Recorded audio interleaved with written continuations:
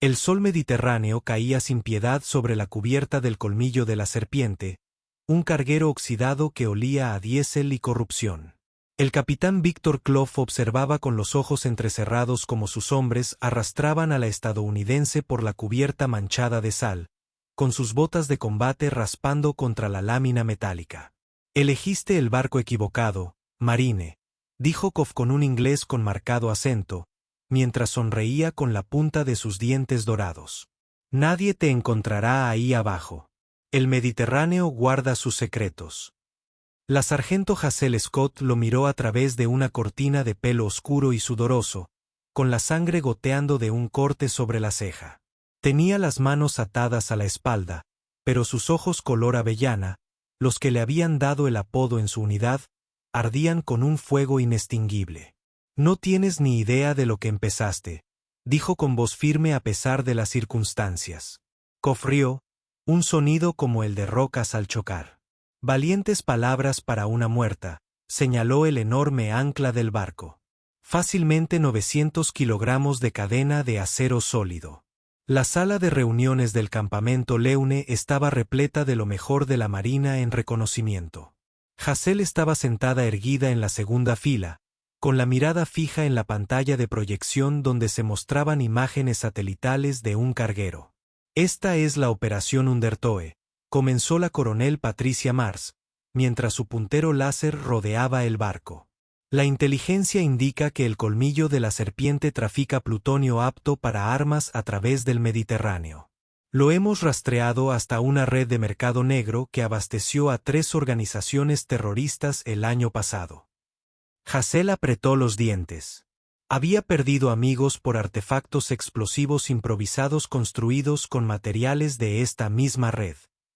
«El buque llegará a La Valeta, Malta, en 72 horas», continuó Mars. «Necesitamos información procesable sobre la red de tráfico, específicamente sobre sus contactos con proveedores y rutas de distribución. Esta es una misión de reconocimiento y extracción. Entren, obtengan la información, salgan. Nada de enfrentamientos a menos que sea absolutamente necesario». Tras la sesión informativa, el comandante de Hazel, el mayor Tom Reeves, la llevó aparte. Era un hombre corpulento con 25 años de servicio grabados en las arrugas de su rostro. «Scott, tu líder de equipo en este caso», dijo en voz baja. «Sé lo que estás pensando, pero no se trata de venganza. Mantente concentrado». Hazel sostuvo su mirada. «Siempre, señor. Su equipo es sólido. Chen, Rodríguez y Baptiste. Pero usted es el mejor nadador que tenemos, y si esto se tuerce cerca del agua, no necesitó terminar». Todos conocían la reputación de Hazel. Había completado el curso de natación de combate con las mejores calificaciones de su clase. Y lo que es más importante, se había ganado el respeto de los Marine Riders, la unidad de élite del núcleo, durante una operación conjunta en el mar de China Meridional, donde pasó 4 horas en el agua ejecutando una infiltración submarina que incluso los SEAL calificaron de locura. «No lo defraudaré, señor», dijo. «Sé que no lo hará». Informaron a su equipo y llegaron a las 4. La infiltración salió a la perfección. Al amparo de la oscuridad, los 4 marines ahuecados saltaron desde 9.000 metros. Sus paracaídas se abrieron silenciosamente en el cielo nocturno sobre el Mediterráneo. Cayeron a 2 clics del colmillo de la serpiente. Sus rebreaters les permitieron bucear para evitar ser detectados. Hazel emergió primero, con su cuchillo de buceo en una mano mientras observaba la embarcación. El barco estaba anclado en aguas internacionales. Las luces de cubierta creaban focos de luz amarilla contra la oscuridad. «Estado Viper 2», susurró. «Mike». «Todo despejado», respondió el cabo David Chen. Ya estaba escalando la cadena del ancla con precisión mecánica, con su rifle de francotirador atado a la espalda. La sargento María Rodríguez y el cabo primero James Baptiste emergieron del agua junto a Hazel. En cuestión de minutos, los 4 marines estaban a bordo, moviéndose como sombras por la cubierta. La información había sido buena. Localizaron el camarote del capitán en el manifiesto de carga en 20 minutos. Rodríguez hizo su magia en el sistema informático mientras Baptiste vigilaba la puerta. Hassel y Chen limpiaron los compartimentos adyacentes. «Entendido», susurró Rodríguez. «Subiendo ahora. Nombres, fechas, puertos, todo». Fue entonces cuando todo se fue al garete. La puerta se abrió de golpe y Baptiste cayó en medio de una lluvia de disparos amortiguados por silenciadores. Hassel reaccionó al instante, derribando al primer pistolero con 2 disparos en el centro del cuerpo. Pero eran demasiados, al menos una docena de hombres armados inundaban el pasillo. «Emboscada», gritó Chen. «Sabían que veníamos». El tiroteo fue brutal en el cuerpo a cuerpo. Hassel abatió a 3 hostiles más, pero un golpe por la espalda la aturdió. Se defendió, rompiéndole la nariz a un hombre de un cabezazo y quitándole el cuchillo, que clavó en el muslo de otro atacante. Pero la cantidad era abrumadora. Chen y Rodríguez luchaban espalda contra espalda, con la munición a punto de agotarse. Baptiste estaba en el suelo, sangrando, pero vivo. Y entonces llegaron las granadas de gas. Gas lacrimógeno mezclado con algo más, algo que hizo que las extremidades de Hassel se sintieran como plomo. Lo último que recordaba era el rostro de Clove flotando sobre ella mientras perdía el conocimiento. La cadena era pesada, rodeaba el torso de Hassel y la bloqueaba. Con un candado del tamaño de su puño. Sentía el ancla bajo sus pies, su aleta clavándose en la cubierta. Su equipo estaba alineado junto a ella. Chen con un ojo morado y el labio partido. Rodríguez con sangre enredándose en el pelo. Baptiste apenas consciente, pero respirando. «Ustedes, los estadounidenses, se creen muy listos», dijo Clove, paseándose frente a ellos. «Pero se les olvida. Tenemos amigos en sus agencias de inteligencia. Sabíamos que venían incluso antes de que subieran a su avión». Un topo. La palabra le heló las venas a Hassel. Esta misión había estado comprometida desde el principio. «Mátenos y tendrán a todo el ejército estadounidense buscándolos», espetó Rodríguez. Koff se encogió de hombros. «Quizás. Pero primero, tienen que encontrar los cuerpos. Y el Mediterráneo es muy, muy profundo», les hizo un gesto a sus hombres. «Sepárenlos. La mujer va primero. Que sus amigos vean». Unas manos fuertes agarraron a Hassel, arrastrándola hacia la barandilla. Estaban izando el ancla. La cadena resonó al chocar con la maquinaria.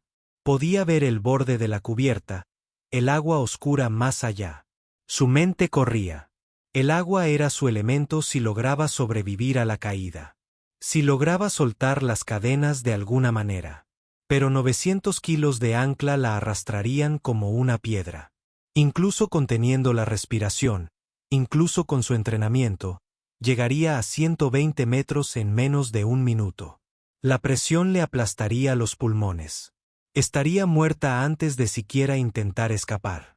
«Unas últimas palabras, ¿me hereen?», preguntó Koff. Hassel miró a su equipo, con rostros de firme determinación. Luego volvió a mirar a Koff y sonrió, una sonrisa fría y depredadora que lo hizo retroceder un paso. «Sí», dijo. «Semper fi, cabrón». La orden estaba dada. El ancla cayó. Hassel golpeó el agua con una fuerza devastadora. El impacto le quitó el aire de los pulmones. El Mediterráneo se cerró sobre su cabeza, e inmediatamente el ancla comenzó a arrastrarla hacia el abismo. La cadena se le clavó en las costillas a medida que el peso aceleraba, arrastrándola hacia la oscuridad, 15 metros. La presión se acumulaba en sus oídos. Se obligó a equilibrarse, incluso mientras el pánico la atenazaba. Sus manos seguían atadas a la espalda, pero sus dedos encontraron la cadena, tanteando a lo largo de ella, 30 metros. La luz se desvanecía rápidamente. La superficie ya era un lejano recuerdo de brillo. Le ardían los pulmones. Le quedaban quizás 90 segundos de aire, menos si entraba en pánico. Pero Hassel Scott no entró en pánico. El pánico mataba marines a 45 metros. Sus dedos encontraron lo que buscaba, el punto donde la cadena se conectaba al grillete del ancla. Era un sistema de pasadores diseñado para ser retirado para mantenimiento si lograba aflojarlo. Pero sus manos estaban atadas y la presión aumentaba con cada metro de profundidad. 60 metros. Su visión comenzó a oscurecerse. La narcosis por nitrógeno se estaba instalando. Esa peligrosa euforia que hacía creer a los buceadores de aguas profundas que podían respirar agua. Luchó contra ello, concentrándose en el problema mecánico que tenía delante. El pasador. Necesitaba palanca. Su cuchillo de combate. Todavía estaba atado a su pantorrilla. Con una flexibilidad desesperada, fruto de incontables horas de yoga y entrenamiento de combate, Hazel levantó las piernas, con los abdominales aullando por el esfuerzo, sus dedos encontraron el mango del cuchillo y lo liberaron. La brida le cortó las muñecas al inclinar la hoja, pero logró cortar el plástico. 76 metros libres. Tenía las manos libres. Introdujo la punta del cuchillo en el pasador del grillete, haciendo palanca, girando. La presión a esa profundidad hacía que cada movimiento se sintiera como si estuviera atravesando hormigón. Le ardían los pulmones, la vista le brillaba en los bordes. El pasador se movió 90 metros. El entrenamiento de Hazel entró en acción. Las incontables horas en el tanque de buceo, los ejercicios en aguas profundas que le habían valido el apodo de la sirena entre los instructores. Le quedaban quizás 15 segundos de conciencia. Giró el cuchillo. El pasador se soltó. La cadena se aflojó. De repente, ingrávida en el agua. Hazel se apartó del ancla mientras ésta continuaba su inmersión en las profundidades del Mediterráneo. Estaba libre de peso, pero también se encontraba a 90 metros bajo el agua, sin aire. Nadar hacia arriba le llevaría al menos 2 minutos. Le quedaban quizás 10 segundos de conciencia. Una persona normal se habría ahogado. Pero Hazel Scott había pasado toda su carrera marina preparándose para lo imposible. Descubrió su inusual capacidad pulmonar durante un entrenamiento de buceo. Los instructores se mostraron escépticos cuando pidió extender su tiempo de apnea, pero lo demostró pasando 6 minutos bajo el agua en un entorno controlado. Los médicos lo llamaron una combinación de genética y entrenamiento, una capacidad pulmonar mayor de lo normal combinada con una tolerancia excepcional al CO2 y una calma casi sobrenatural bajo presión. Los asaltantes lo llamaron de otra manera. Una ventaja. Ahora, en las oscuras aguas del Mediterráneo, con la narcosis por nitrógeno cantando en su sangre y cada célula de su cuerpo pidiendo oxígeno a gritos, Hazel se convirtió en algo más que humana. Se convirtió en un arma. Fría, concentrada, eficiente. No nadó hacia arriba presa del pánico. Ella estilizó su cuerpo, pateó 1, 2 veces, encontrando su ritmo. No pensó en el ardor en sus pulmones ni en las manchas que danzaban en su visión. Pensó en su equipo aún en ese barco. Pensó en la respiración trabajosa de Baptiste, en la mirada desafiante de Chen, en el coraje de Rodríguez. Pensó en cada marine que alguna vez dependió de ella. 250 pies. Sus movimientos eran económicos, perfectos como libros de texto, sin desperdiciar energía. Cada patada la impulsaba hacia arriba con máxima eficiencia. 200 pies. La oscuridad comenzó a aclararse, apenas perceptible. Pero allí estaba, elevándose hacia la zona donde la luz del sol podía penetrar. Su cuerpo gritaba por aire, su diafragma convulsionando involuntariamente. 150 pies. 10 segundos. Eso era todo lo que podía dar. 10 segundos más. 100 pies. Su visión se estaba cerrando.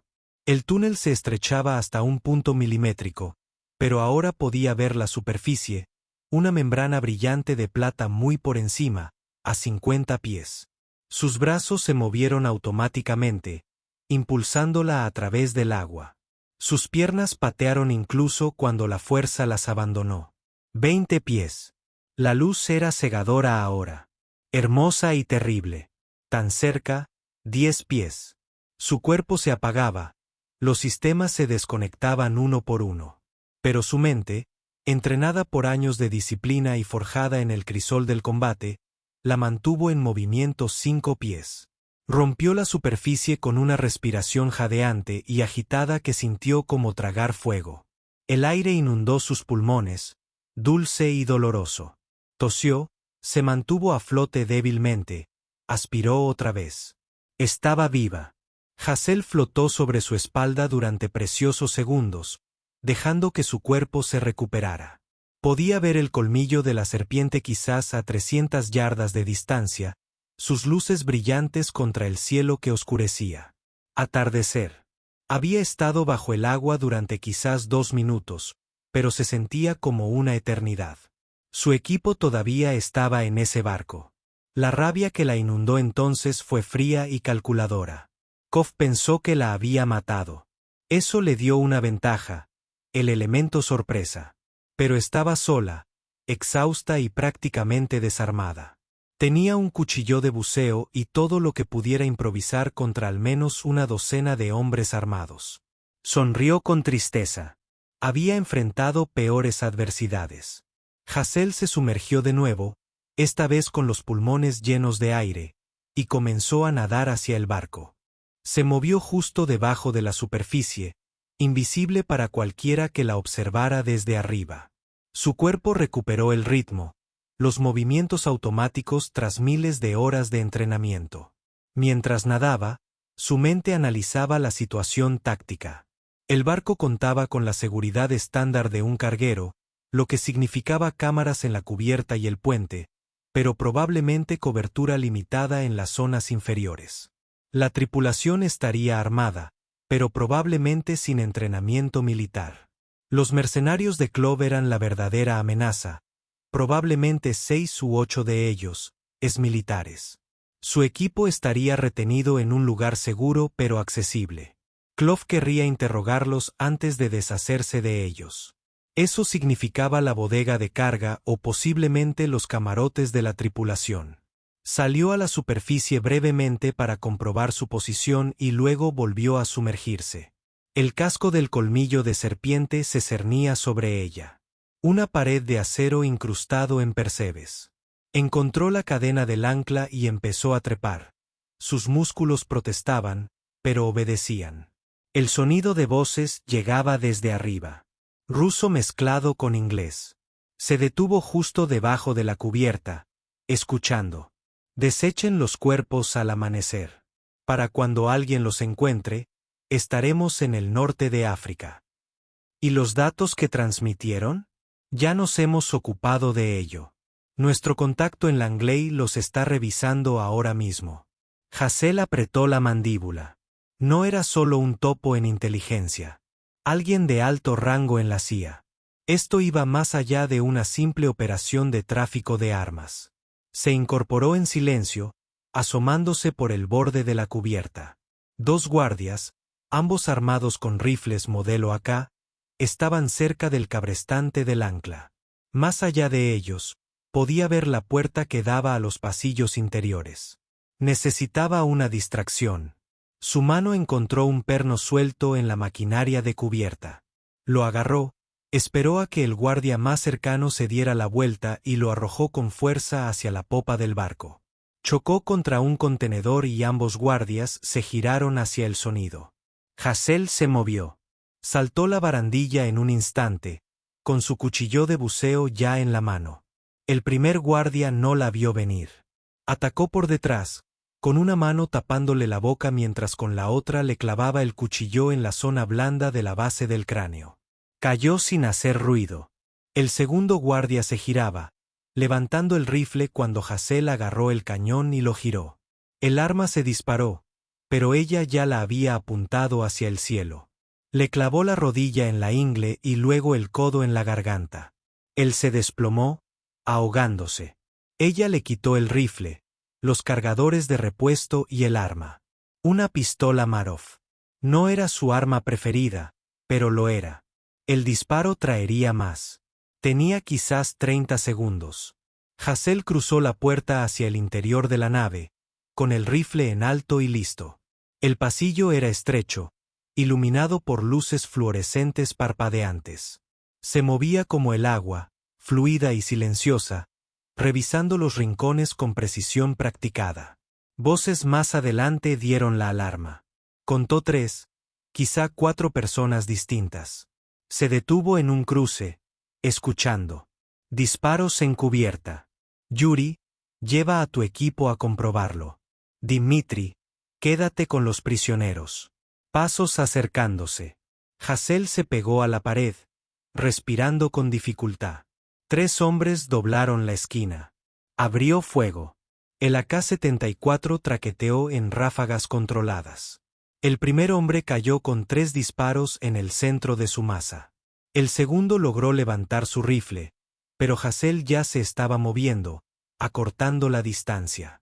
Apartó su arma de un manotazo y le disparó a quemarropa. El tercero se giró para correr, y ella lo derribó de un tiro por la espalda. Sin piedad. No para la gente que encadenaba marines a anclas. El barco estalló en caos. Las alarmas comenzaron a aullar. Luces rojas destellaron en los pasillos.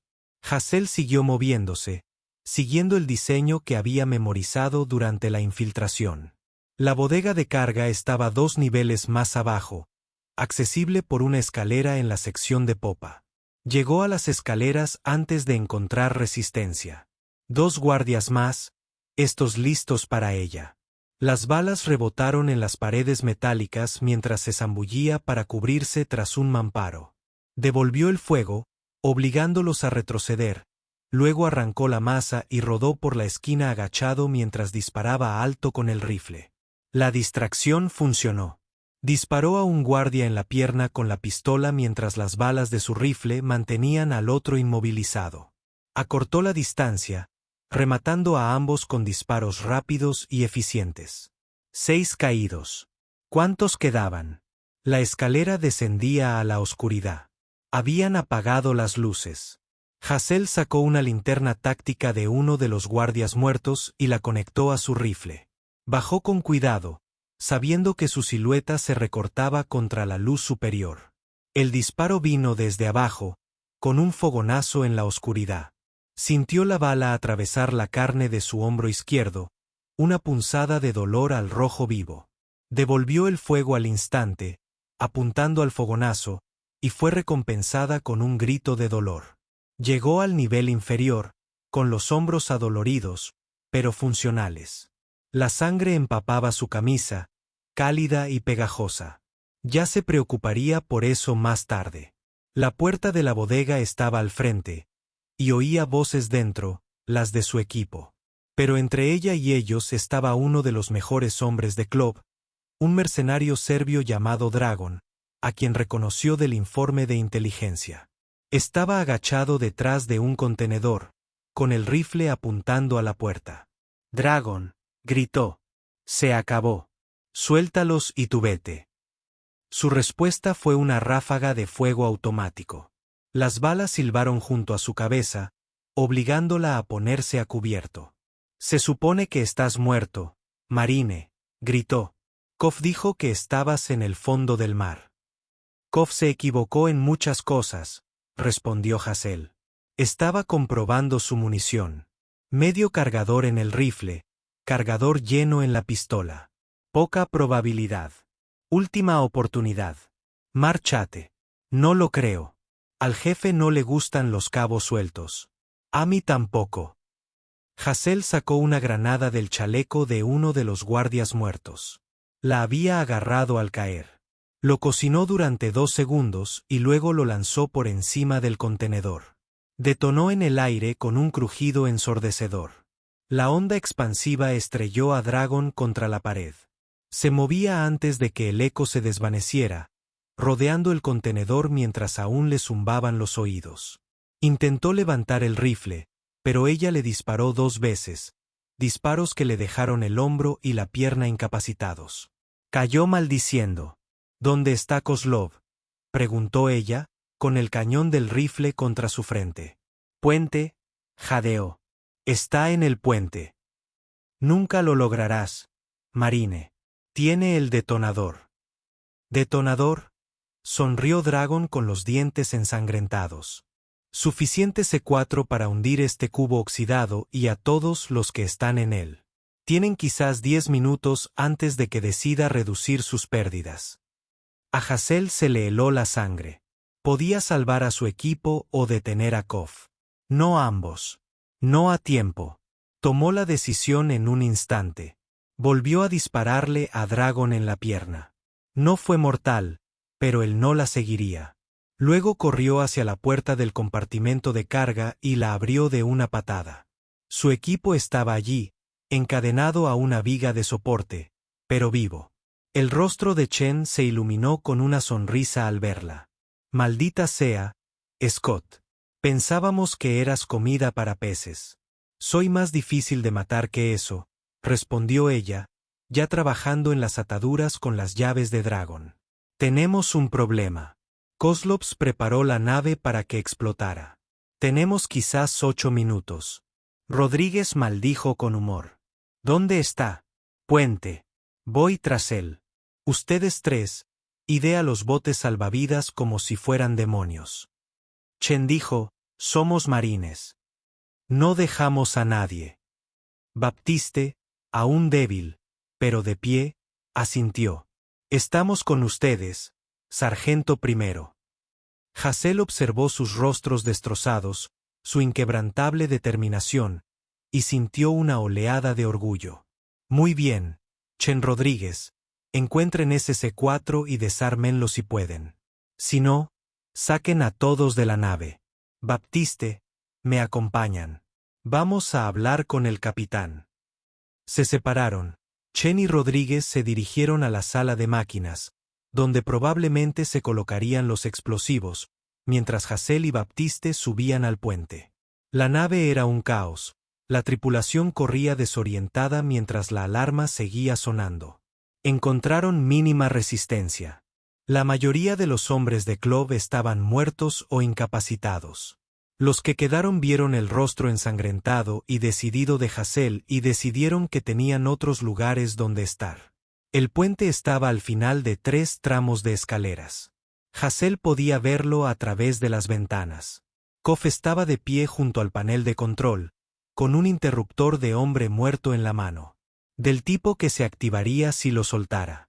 Ingenioso, murmuró Baptiste. No podemos dispararle sin activar los explosivos. Entonces no le disparamos, dijo Hassel.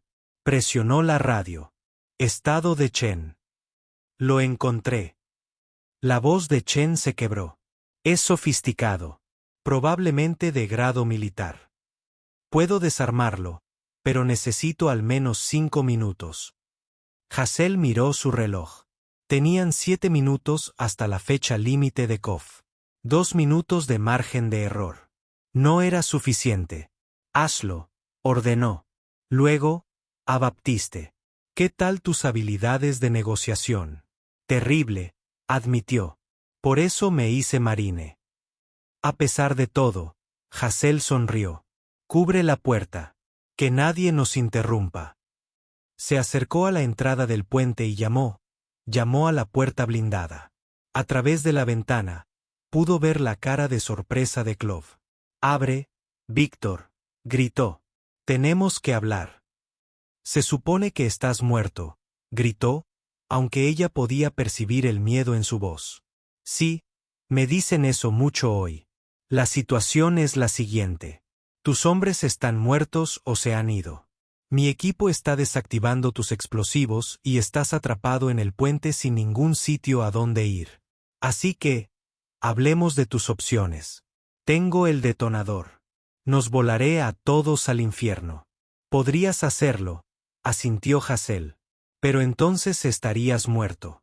Y por lo que veo, eres un superviviente, Víctor. Llevas 3 años dirigiendo esta operación sin que te pillen. Eso requiere inteligencia y planificación. No es el tipo de persona que se suicida. Hubo una larga pausa. Entonces, ¿qué quieres? Información.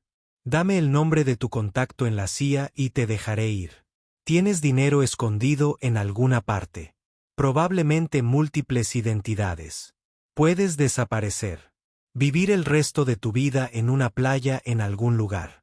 Pero el topo en nuestra inteligencia, esa persona tiene que caer. Otra pausa. Esta vez más larga. Hazel casi podía oírlo pensar, sopesando sus opciones. ¿Cómo sé que cumplirás tu palabra? Soy un Marina de los Estados Unidos, dijo Hazel simplemente. Mi palabra significa algo. ¿Puedes decir lo mismo? La cerradura hizo clic y la puerta se abrió lentamente. Clove se quedó allí, con el detonador aún en la mano, pero su postura era forzada. Se llama Richard Vance, dijo en voz baja. Subdirector de operaciones de la CIA. Lleva 2 años en mi nómina. Hazel sintió la conmoción, pero mantuvo la expresión neutral. Vance era responsable de múltiples operaciones de campo, incluida esta. La traición era más profunda de lo que había imaginado. Dame el detonador, dijo. Primero, me prometes que me voy. Te prometo que no morirás en este barco, dijo Hazel con cautela. Más allá de eso, no puedo controlar lo que pase cuando lleguemos a puerto. Clove entrecerró los ojos. Eso no es lo que. Es la mejor oferta que vas a recibir, interrumpió. Y tienes unos 4 minutos antes de que mi compañero termine su trabajo, y ese detonador quede inservible de todos modos. Así que, decide. Por un momento, pensó que él podría. Podría apretar el gatillo por despecho. Pero el instinto de supervivencia triunfó. Le entregó el detonador con cuidado, como un padre que entrega a un bebé. Hazel lo tomó y le clavó el puño en el plexo solar. Él se dobló, jadeando, y ella le ató las manos a la espalda con una precisión práctica. Te prometí que no morirías en este barco, dijo. No te prometí que sería cómodo. El sol salía sobre el Mediterráneo cuando llegaron las lanchas patrulleras de la OTAN.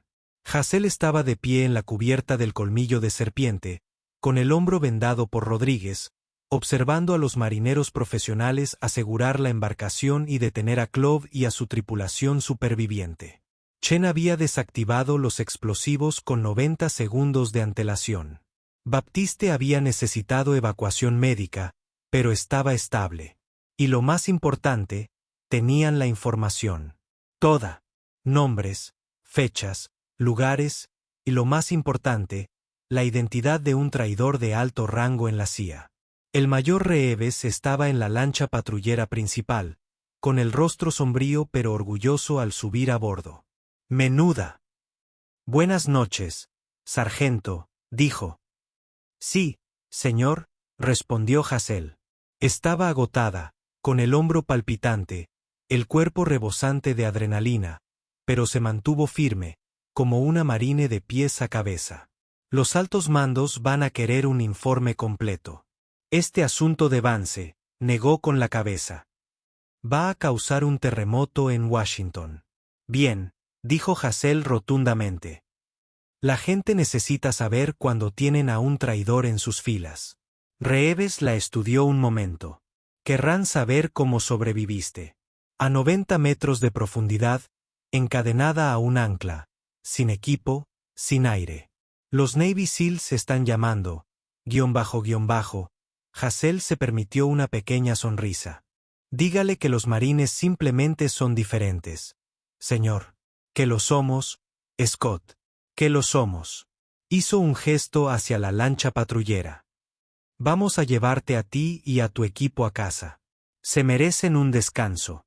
Pero mientras Hazel lo seguía hacia la lancha, supo que el descanso tendría que esperar. Richard Vance seguía libre, aún en posición de comprometer las operaciones y provocar la muerte de más estadounidenses. La misión no había terminado. Apenas comenzaba. El refugio a las afueras de Washington D.C. era anodino, justo el tipo de lugar que no aparecía en ningún mapa oficial. Hazel estaba sentada en la sala de informes, con el hombro aún en cabestrillo, frente a un panel de investigadores del Departamento de Defensa, Asuntos Internos de la CIA e Inteligencia Naval. Llevaban 6 horas revisando cada detalle de la operación. Las pruebas contra Richard Vance eran abrumadoras. Clove había proporcionado registros bancarios, grabaciones y documentación de 2 años de traición.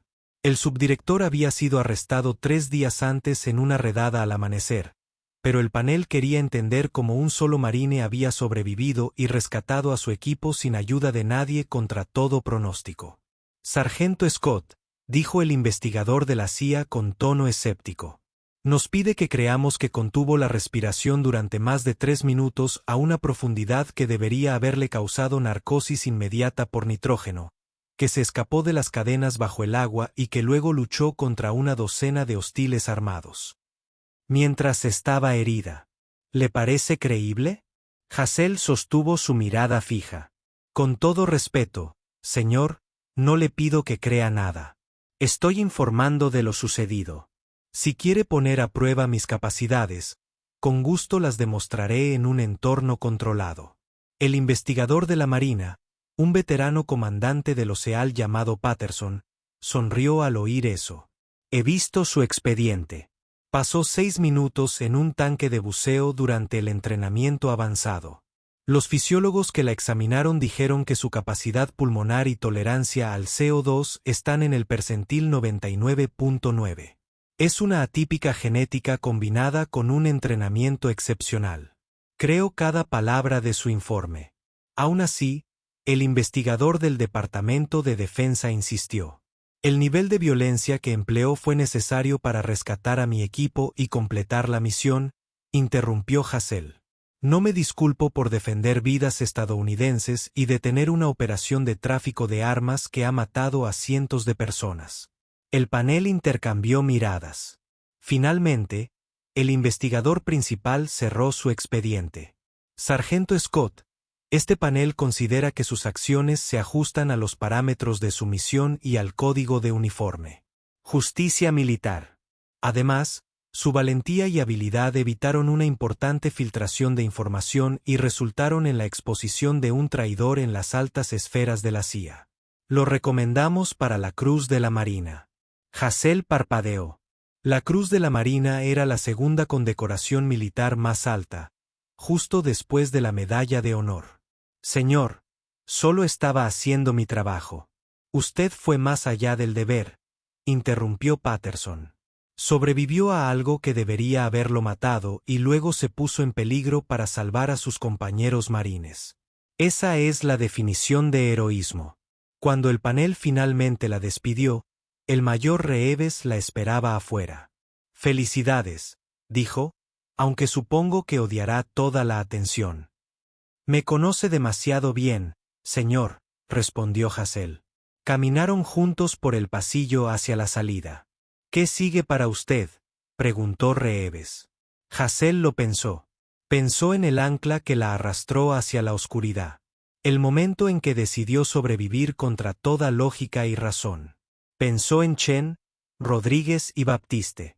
Su equipo, su familia. Honestamente, señor, estoy pensando en hacer una prueba para los Marine Riders. Reeves se rió. Claro que sí. Esos locos tendrían suerte de tenerte. Se detuvo en la puerta. Pero tómate unos días primero. Es una orden. Descansa. Recupérate. La guerra seguirá ahí cuando regreses. Hassel asintió. Ambos sabían que mañana estaría de vuelta en el gimnasio, superando sus límites, preparándose para la siguiente misión. Es lo que hacían los marines. Al salir a la luz del sol, sacó su teléfono y llamó a Chen. Hola, Sirena, respondió él, usando el apodo que se le había quedado después de la misión. ¿Qué pasa? ¿Te apetece algo? Yo invito. Solo si prometes no volver a contar esa historia del presentador. Rodríguez ya está haciendo camisetas. Hassel se rió. De verdad se rió, algo que no había hecho mucho últimamente. Trato hecho. Nos vemos en 1 hora. Colgó la llamada y echó a caminar. Le dolía el hombro. Su cuerpo estaba cubierto de moretones que se desvanecían. Y probablemente tendría pesadillas sobre ahogarse durante años. Pero estaba viva. Su equipo estaba vivo. Y en algún lugar de una prisión federal, Richard Vance meditaba sobre su traición. En resumen, había sido una buena semana. Mientras Hazel desaparecía entre la multitud de Washington D.C., un rostro más en la ciudad, pensó en las últimas palabras de Clove antes de que las lanchas patrulleras se lo llevaran. No eres humano, le había dicho en ruso, sin saber que ella hablaba el idioma con fluidez. Ningún humano podría sobrevivir a lo que hiciste. Ella le sonrió y respondió en un ruso perfecto. Tienes razón. Soy una marine. Somos algo completamente distinto. Y en algún lugar del Mediterráneo, un ancla yacía en el fondo del océano, todavía encadenada.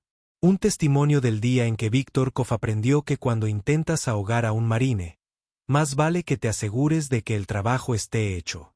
Porque si no, volverá y el infierno se la llevará. Gracias por ver el video. Si te gusta este video, puedes suscribirte para ver más historias increíbles como esta.